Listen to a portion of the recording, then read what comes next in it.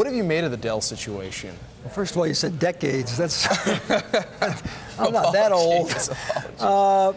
I think it's very representative of what's happening to the PC industry, which happened to the mini computer industry and the mainframe industry. Few companies have missed the move towards mobile internet, and are now paying the price. I don't know whether the transaction there is financially the right transaction, but what plagues Dell is the lack of innovation and the lack of understanding where the future is going around mobile. One of the arguments that seemed to come out of this whole process for Michael Dell wanting to go private was so that he could do it outside of the public markets. Your thoughts on that? I don't understand that per se. I mean, this is about innovation. This is about technology, and most successful companies that reinvent themselves. I mean, when Sun went from workstations to servers to the internet, we did it as a public company. So I think you can go private if you have massive restructuring to do, or if there's a financial transaction here that makes sense. But in either case, whether they're public or private, it's going to take a lot of innovation and a lot of understanding about the future. And if you go back to the mainframe days and Burroughs and Univacs or the mini computer days, it's hard when you are what you are to reinvent yourself around a new model. It is interesting, though, that IDC, which forecasts what's going on in the PC business, came out and said the first quarter was basically miserable. Everyone thought that Microsoft was going to have a lousy quarter as a result because they're making the big push with the new Windows operating system. The results actually looked okay compared to some of the scariest estimates out there. What do you make of that? I think we always overestimate one way or the other. I mean, today we still buy mainframes. I mean, there is a market. I think PCs will continue as we know it. I think Windows 8 has not been a rousing success. If you look around on any airplane you get on or around the world, the mobile internet is the future.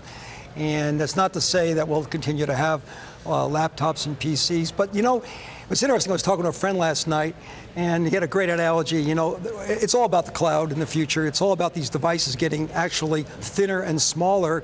And the cloud is the new mainframe. In other words, we are taking everything back into the cloud. And the companies that understand that are the ones that are going to really do well in the future. We've been talking a lot about Apple. Apple reports its latest results tomorrow. The sentiment shift on Wall Street is remarkable. A stock that went from $700 to under $400. What do you make of that? I still think they got a great franchise, and the reason is because they get not just the devices, they get the cloud, they get iTunes, they get App Store, they get the understanding of how to take media and enrich data into the cloud. So I think Apple's ecosystem and how users are really using Apple is still a good technology going forward. Having said that, having been in the mobile business myself, it's a punishing business. It's all about the latest product, and Apple has to continue to innovate, especially in the software area. Do you have any general thoughts on the performance of Samsung? I think they've done well. I think they've taken the model of the Android operating system, a free operating system. I always thought their big advantage was vertical integration around the glass and around DRAMs and about the technology. And they've always been a great consumer product company. So I think they're the best instantiation of the model to basically battle Apple.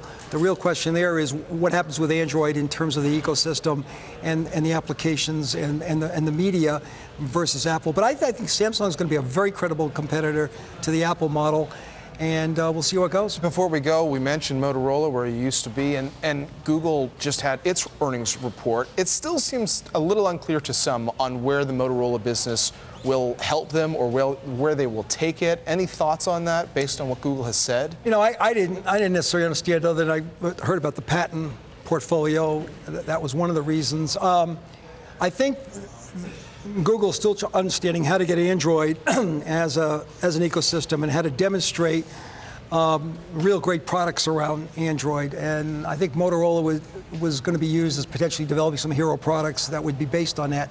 But I think the fact that Samsung and HTC and some others have built some amazing products might negate really the impact of where Motorola is going to go inside that company. But the fact is, it does give them the understanding of what the products have to be, whether they do it or whether Samsung and HTC do it.